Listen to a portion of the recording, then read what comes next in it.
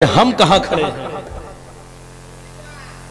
तसव्वुर कर, पूरी खजूर निकाल दी और उसके बाद जो जुमले कहे वो जुमले ये थे कि जब कोई शख्स हराम का एक लुकमा खाता है, जो शख्स हराम का एक लुकमा खाता है, अल्लाह ताला उसके दिल के ऊपर एक सियाह नुक्ता बिठा देता है, एक सियाह नुक्ता रख देता है। अगर वो शख्स तौबा कर लेता है तो वो सियाही का नुक्ता मिट जाता है, वो सियाह नुक्ता खत्म हो जाता है। और अगर वो तौबा नहीं करता तो वो नुक्ता धीरे धीरे बढ़ते बढ़ते फैलते फैलते पूरे दिल पर छा जाता है और पूरे दिल को सियाह कर लेता है, पूरे दिल को काला कर देता है। और जब इंसान का दिल काला हो जाए तो फिर उसको परवाह नहीं होती कि मेरे पास ये रकम, ये माल, ये जमीन, ये जायदाद, ये चीजें मेरे पास जो आ रही हैं वो हलाल की हैं या हराम की हैं। मेरे प्यारे साथियों, तसव्वुर कीजिए माले हराम के आज कितने तरीके आज हमने आजमा अपने यहाँ पाल रखे हैं, जबकि अल्लाह के नबी सल्लल्लाहु अलैहि वसल्लम ने खुतबे हज्जतुल विदा के अंदर जहां मक्के की हुर्मत का ऐलान किया था और उस अरफात के मैदान की हुर्मत का ऐलान किया था, वहीं पर इंसानों के खून के और उनके माल की हुर्मत का ऐलान भी किया था। इन्ना दिमाअकुम व अमवालकुम हरामुन अलैकुम का हुर्मत यौमिकुम हाज़ा फी शहरिकुम हाज़ा फी बलदिकुम हाज़ा। लोगों, तुम्हारे ऊपर आपस में मुसलमानों का खून और मुसलमानों का माल हराम है, जैसे आज का ये शहर, आपका ये शहर मक्का काबिल एहतराम है, जैसे तुम्हारा ये अरफा का दिन, ये 9 तारीख को अरफा का मैदान काबिल एहतराम है, जिस तरीके से ये शहर काबिल एहतराम है, जिस तरीके से ये महीना जिलहिज्जा का काबिल एहतराम और इज्जत वाला है, उसी तरीके से तुम्हारे ऊपर आपस में तुम्हारे माल इज्जत व एहतराम वाले हैं, तुम्हारे खून इज्जत व एहतराम वाले हैं। फिर आप गौर करो, सारी जिंदगी एक मुसलमान के खून की का एहतराम ही बताते गए और यहाँ तक कहते गए, फरमाया यजीउल मक्तूल बिल कातिल यौमल क़ियामा। ओ लोगों, दुनिया में अगर तुमने किसी एक मुसलमान को भी नाहक मारा होगा, कत्ल किया होगा, तो ये मक्तूल क़यामत के दिन, ये मक्तूल क़यामत के दिन अपने कातिल को तलाश करेगा, ढूंढेगा और उसको पकड़कर नासियतुहु व रासुहु बियदिही, उस आदमी की, उस कातिल की पेशानी के बाल, उसका सर इस मक्तूल के हाथ में होगा, ये खींच कर लाएगा हत्ता युदनियहु मिनल अर्श, और अल्लाह ताला के अर्श के पास लाकर खड़ा कर देगा, अल्लाह ताला के पास खड़ा कर देगा। वअउदाजुहु तशखबु तमन, और खुद इस मक्तूल के जिस्म से खून बह रहा होगा, कातिल ने जहां खंजर मारा होगा, जहां पिस्टल मारी होगी, जिस जगह से इसका खून निकला होगा, उस जगह से इसके जिस्म से खून बह रहा होगा। ये कातिल मक्तूल कातिल को लेकर अल्लाह के अर्श के पास लाकर खड़ा कर देगा और फरमाएगा, आय अल्लाह, यकूल या रब्बी सल लिमा कतलनी, आय अल्लाह ये कातिल है, मैं इसको ढूंढ कर तेरे पास लाया हूँ, इसने मुझे मारा था, आय अल्लाह इससे सवाल कर किसने मुझे क्यों मारा, आय अल्लाह इससे पूछ किसने मुझे क्यों कत्ल किया। इस तरीके से खून की हुर्मत का ऐलान करते रहे और माल की हुर्मत का ऐलान तो आपने वैसे ही फरमा दिया था और फरमाया कि अल मुस्लिमु अखुल मुस्लिम ला यज़लिमुहु वला यख़ज़ुलुहु वला यातिरुहु।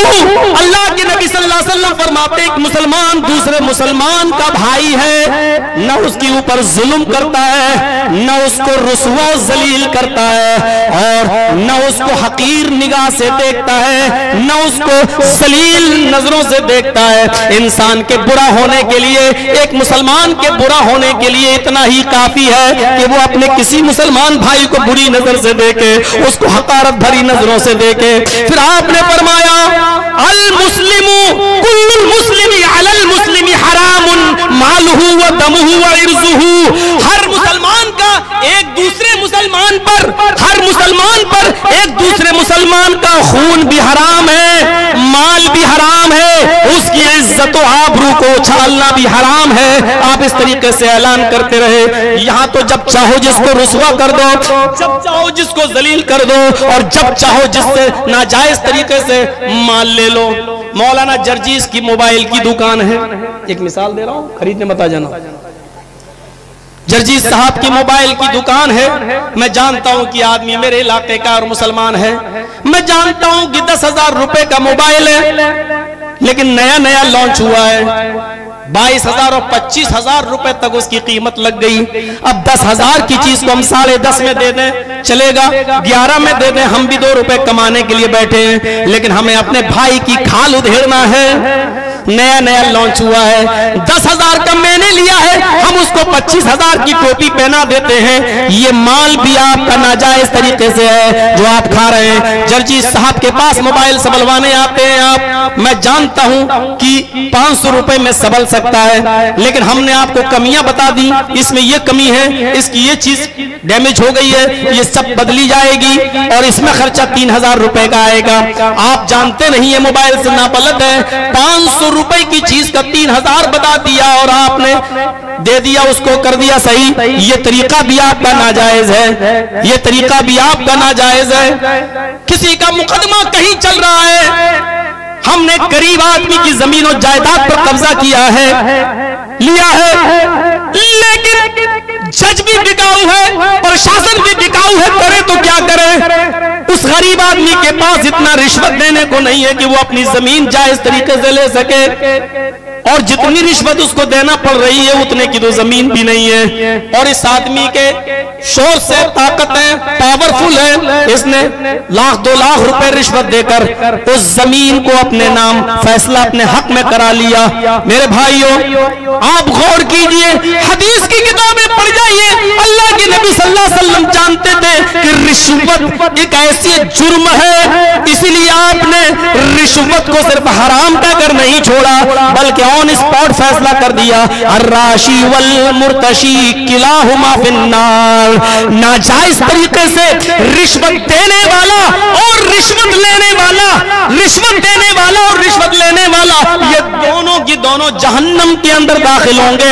हराम हराम पर आप नहीं लाए और डायरेक्ट ऑन स्पॉट फैसला करते हैं कि अर्राशी वल मुर्तशी किलाहुमा फिन्नार, क्योंकि रिश्वतों से किसी का जायज हक मारा जाता है और रिश्वतों से किसी के नाजायज हक को, हमारा नाजायज है मामला लेकिन जायज बनाया जा सकता है। और रिश्वत देकर ही किसी मजलूम को जालिम बना दिया जाए और जालिम को मजलूम बना दिया जाता है। इसलिए अल्लाह के नबी ने यहाँ कोई रियायत नहीं बरती, डायरेक्ट फैसला सुना दिया, राशी वल मुर्तशी किलाहुमा फिन्नार। रिश्वत देने वालों, रिश्वत देने से पहले सोच लो, और रिश्वत लेने वालों, रिश्वत लेने से पहले सोच लो। इमाम कायनात कहते हैं देने वाला और लेने वाला दोनों जहन्नम के अंदर जाएंगे। हजरत अबू बकर से सीखो, हम कहां खड़े हैं। ये कौन सी चीज थी जो अबू बकर सिद्दीक को बार बार पानी पीने पर मजबूर कर रही है। उंगली डालकर हलक के अंदर उंगली डालकर पेट से पानी के जरिए खजूर को बाहर निकालने पर कौन सी चीज मजबूर कर रही है। ये वही फिक्र आखिरत है, वही आखिरत का तसव्वुर है, वही फिक्र आखिरत है। मेरे भाइयों, इस मंजर को हम अपने सामने रखें और फिर अपने गरीबानों में झांक कर देखें कि हम कहां खड़े हैं। क्या होगा? कुछ नहीं। अभी सूरत हाल ये होगी कि जब जलसा खत्म होगा तो मस्जिद में हमें देखना पड़ेगा कि उतने लोग आए हैं या नहीं आए जितने रोजाना आते थे। और सुबह होकर आप पूछिएगा कि साहब आज फजर में नहीं दिखे। मौलाना साहब क्या बताएं, 2 बजे तो जलसा खत्म हुआ, थोड़ा लेटे तो आंख लग गई, नहीं उठ पाए। आप रोजाना नमाज पढ़ते थे फजर की, और आप आज जलसे में शरीक हुए और नहीं पढ़ सके, तो आप क्या समझते हैं कि आप का ये जलसा कामयाब हो गया? और आप क्या समझते हैं कि पूरा जलसा सुनकर आपने बहुत बड़ा तीर मार दिया? आपने जलसा सुना और जलसा सुनने की वजह से देर से सोए, और देर से सोने की वजह से आप फजर में नहीं उठ सके जबकि आम दिनों में उठ जाया करते थे, तो आप गुनाहगार हो रहे हैं। इस्लाम को ऐसे जलसों की जरूरत नहीं है। जलसों से नमाज की गर्मी लेकर उठो तब तो ठीक है। जो नमाज न पढ़ता था वो नमाज पढ़ने वाला बन जाए, जो पूरे हफ्ते सिर्फ जुमे नमाज पढ़ता था, आज तकरीर सुनने के बाद वो फजर आज फजर शुरू कर दे और आज से ही शुरू कर दे, कामयाब हो रहे हैं। लेकिन यहाँ नमाजी अच्छा खासा जो पूरे हफ्ते नमाज पढ़ता रहा, फजर की नमाज जमात के साथ पढ़ता रहा, लेकिन 2 बजे वो सोया, फजर छूट गई, ये तो उल्टा नुकसान हो रहा है। जलसों का फिर फायदा क्या हो रहा है? मेरे भाइयों, हमें फिक्र बदलना पड़ेगी और सोच बदलना पड़ेगी। अबू हुरैरा मक्के से मदीना तशरीफ ले जाते हैं। यहां पर भी एक मंजर देखिए, अबू हुरैरा मक्के से मदीना तशरीफ ले जाते हैं। यहां मदीने के लोग बैठे हुए हैं और मदीने के लोगों ने देखा कि आज अबू हुरैरा तशरीफ लाए हैं। अबू हुरैरा रज़ी अल्लाह ताला अन्हु से कहने लगे, आए अबू हुरैरा, आए अबू हुरैरा, आज मुझे कोई ऐसी हदीस सुनाओ, आज मुझे कोई ऐसी हदीस सुनाओ जो तुमने डायरेक्ट जनाबे मोहम्मद रसूलुल्लाह से सुनी हो। बुखारी के सफ़हात पर यह मंजर देखा जा सकता है। आए अबू हुरैरा, मुझे कोई ऐसी हदीस सुनाओ जो आपने डायरेक्ट मोहम्मद रसूलुल्लाह सल्लल्लाहु अलैहि वसल्लम से सुनी हो। अबू हुरैरा रज़ी अल्लाह ताला अन्हु फरमाते, लोगों आओ मैं तुम्हें एक हदीस सुनाता हूं, सुनो। वो हदीस मैंने डायरेक्ट अल्लाह के नबी से सुनी है। मेरे और अल्लाह के नबी के दरमियान कोई और मौजूद नहीं था। इतना कहा, इतना फरमाया और एक चीख मारी, तेज आवाज चीख निकली और बेहोश होकर जमीन के ऊपर गिर गए। लोगों ने पानी के छींटे मारे, उनको होश में लाया गया। अबू हुरैरा होश में आए। हाँ, तो मैं अर्ज ये कर रहा था, सुनो। और अबू हुरैरा रज़ी अल्लाह ताला अन्हु फिर बोले, गोया हुए कि लोगों तुम हदीस सुनना चाहते हो और वो हदीस सुनना चाहते हो जिसको मैंने अल्लाह के नबी से सुना। लोगों सुनो, मैं तुम्हें बताता हूँ, एक ऐसी हदीस सुनाता हूँ जिसको मैंने डायरेक्ट अल्लाह के नबी से सुना है। मेरे और अल्लाह के नबी के दरमियान कोई दूसरा शख्स मौजूद नहीं था। दूसरी बार भी इतना ही बोल सके और बोलने के बाद फिर एक चीख मारी, तेज आवाज निकली और इस आवाज के साथ फिर खशी तारी हुई और चक्कर आए और फिर जमीन के ऊपर गिर गए। तीसरी बार जब होश आया, तीसरी बार जब होश आया तो तीसरी बार फरमाया, हाँ लोगों सुनो, तुम कोई हदीस सुनना चाहते हो? हाँ अबू हुरैरा, तुम्हारी तबीयत ठीक नहीं है, तुम सुनाते हो, सुनाने से पहले ही बेहोश हो जाते हो, रहने दो। फरमाया सुनो, आज मैं तुम्हें एक ऐसी हदीस सुनाता हूँ जिसको मैंने डायरेक्ट जनाब मोहम्मद रसूलुल्लाह सल्लल्लाहु अलैहि वसल्लम की जबान से सुना है। मेरे और अल्लाह के नबी के दरमियान कोई तीसरा शख्स मौजूद नहीं था, सिर्फ मैं था और जनाब मोहम्मद रसूलुल्लाह। और आप ये फरमा रहे थे, आए अबू हुरैरा, जहन्नम सबसे पहले 3 किस्म के लोगों से दहकाई जाएगी। जहन्नम में सबसे पहले 3 किस्म के लोग डाले जाएंगे। आए लोगों, जहन्नम में सबसे पहले 3 किस्म के लोग डाले जाएंगे। जहन्नम इन 3 लोगों से सुलगाई जाएगी। सबसे पहले उस शहीद को जहन्नम में डाला जाएगा, एक शहीद। दूसरा अमीर दौलतमंद जिसने दिखावा कर करके लोगों को दिखाकर रिया नमूद के साथ और तकब्बुर के साथ सदका और खैरात किया होगा, वो अमीर। और तीसरा आलिम कुरान, आलिम हदीस। ये 3 लोगों से जहन्नम सुलगाई जाएगी। आए अबू हुरैरा, उस शहीद ने अपनी जान तो दी होगी, उसने अपनी गले पर गर्दन पर तलवार तो चलवाई होगी, उसने अपना पेट तो फड़वाया होगा, मैदान जंग में जवां मर्दी से लड़ा तो होगा, उसने कुश्तों की कुश्ते बहाए तो होंगे, काफिरों को मार मार के उनके लाइनें सफेद तो बिछाई होंगी, लेकिन उसने रज़ा इलाही के लिए नहीं, एलाए कलिमतुल्लाह के लिए ऐसा नहीं किया होगा, बल्कि उसने ऐसा इसलिए किया होगा, कुश्तों के कुश्ते इसलिए बहाए होंगे ताकि लोगों से बहुत बड़ा बहादुर कहें, जवां मर्द कहें, तीरंदाज कहें। रिया और नमूद उसके अंदर थी, इसलिए अल्लाह ताला इस शहीद को जहन्नम के अंदर डालेगा, क्योंकि इसने एलाए कलिमतुल्लाह के लिए जंग नहीं लड़ी है। इस शहीद को जहन्नम में डाला जाएगा। दूसरे नंबर पर उस अमीर को जहन्नम में डाला जाएगा जिसने दिखावा कर करके लोगों में सदका और ज़कात और खैरात किया होगा। लो मैं इतना दे रहा हूं, मेरे पड़ोसी ने 10,000 दिया, मैं 15 दे रहा हूं। अच्छा उसने 15 दिया तो मैं 20 दे रहा हूं। मेरे भाइयों तसव्वुर कीजिए आप, अबू हुरैरा फरमाते हैं कि ऐसे शख्स को भी जहन्नम में डाल दिया जाएगा। फिर फरमाया, लोगों अल्लाह के नबी ये भी हदीस बयान कर रहे थे, तो मैं नबी अकरम के पास मौजूद था, मेरे और नबी के दरमियान कोई तीसरा शख्स मौजूद नहीं था। आपने तीसरी चीज फरमाई, आलिम कुरान आलिम हदीस को जहन्नम में डाला जाएगा, इसलिए कि उसने लोगों को दिखाने के लिए और अपना फन लोगों पर जाहिर करने के लिए तकब्बुर के साथ उसने लोगों को प्रचार किया होगा, दावत और तबलीग की होगी। इसलिए नहीं कि लोग बाअमल बन जाएं, इसलिए नहीं कि अल्लाह की हम मुझे इस दावत और तबलीग का सवाब दिया जाए, बल्कि इसलिए कि लोग उसे बहुत बड़ा मुकर्रिर कहें, बहुत बड़ा खतीब कहें, बहुत बड़ा राइटर कहें, मुसन्निफ कहें, बहुत बड़ा मुदर्रिस कहें। इसलिए ये रिया नमूद उसके अंदर आई, इसलिए वो जहन्नम में डाला जाएगा।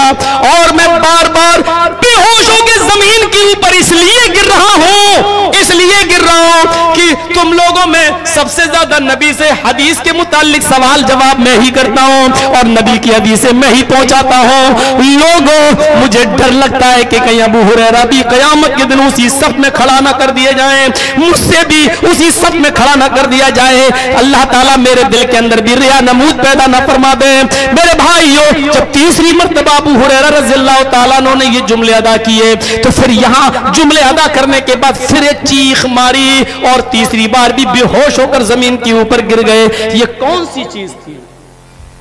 हो गई तबलीग। एक हदीस सुनाई अबू हुरैरा ने, पूरे मजमे ने उसी एक तकरीर को सुन लिया, एक हदीस को सुन लिया। ये नौटंकियां, ये ड्रामे हमारे यहां होते हैं। फजर तक जलसे चलेंगे, 2 बजे तक चलेंगे, 1 बजे तक चलेगा, 3 घंटा बोलिएगा, 2 घंटा बोलिएगा, 4 घंटा बोलिएगा, ये हमारे यहां चलता है। वहां ना कोई प्रेशर था, ना कोई दबाव था, वहां था तो इखलास था, बोलने वाला भी मुखलिस था और सुनने वाले भी मुखलिस थे।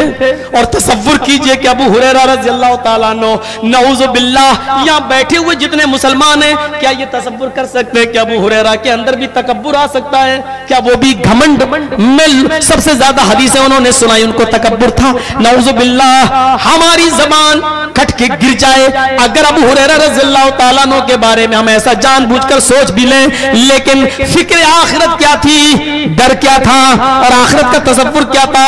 लोगों, तुम में सबसे ज्यादा हदीसों को बयान करने वाला मैं ही हूं, हदीसों को पूछने वाला मैं हूं, नबी अकरम से सवाल जवाब करने वाला मैं हूं, और सवाल जवाब करके मैं ही तुमको सबसे पहले बताता हूं। मुझे डर लगता है कहीं उस सफ में मुझे खड़ा न कर दिया जाए। ऐसा ना हो कि अल्लाह ताला क़यामत के दिन ये ना कह दे कि अबू हुरैरा तूने सबसे ज्यादा इसलिए बयान की हदीसें कि ताकि लोग तुझे बहुत बड़ा हदीसों का बयान करने वाला कह जाओ जहन्नम के अंदर। तीसरी बार चीख मारते हैं और बेहोश होकर जमीन के ऊपर गिर जाते हैं। सहाबा का की फिक्र आखिरत ये, और हदीस बयान करने से पहले उन्होंने एक मंजर ये बांधा। और इन वाकयात की रोशनी में हम कहां खड़े हैं? हम नहीं कह रहे हैं कि हम वैसा बन पाएंगे, लेकिन हम ये तो सोचें कि इन वाकयात की रोशनी में हम कहां खड़े हैं और कैसे लग रहे हैं। हमारे अंदर कितनी फिक्र आखिरत है, कितनी फिक्र आखिरत। जो सूरत हाल है आप देखिए, फिक्र आखिरत कहां है, क्या है? उलमा के सामने बीड़ियां पी जाने लगे, सिगरेट पी जाने लगे, और जब पूछा जाए कि भाई बड़े बड़े उलमा यहां बैठे हैं और तुम बड़ी बेअदबी कर रहे हो, तो आप बीड़ी भी पीते जाए और हंस के कहें कि बड़े बड़े मौलवी भी पीते, हमने पी लिया तो क्या है? ये आपका जवाब रॉन्ग है।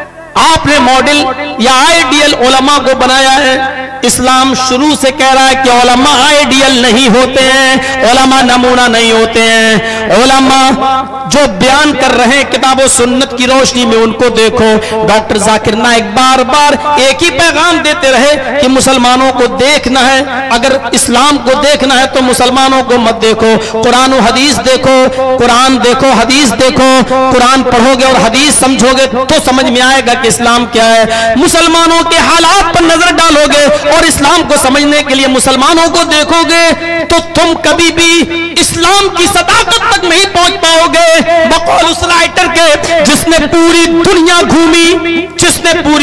घूमी और पूरी दुनिया घूमने के बाद वो इस नतीजे पर पहुंचता है, उसने कहा मैंने इस्लाम का मुताला किया, यहूदियत का किया, ईसाइयत का किया, दुनिया में बड़े बड़े जितने मज़ाहिब हैं मैंने हर मजहब की स्टडी की, मैंने 35 साल मुताले में लगा दिया, अध्ययन का मुताला करने में सर्व कर दिया।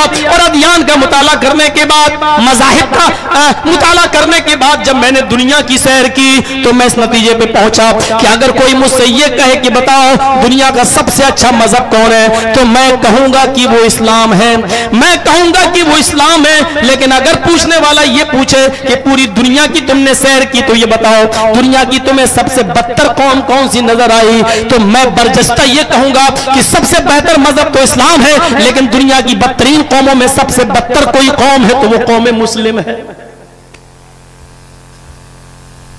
मुझे उस राइटर के इस आइडियोलॉजी पर कोई एतराज नहीं है, उसने इस्लाम की तारीफ की है इसलिए मुझे एतराज नहीं है।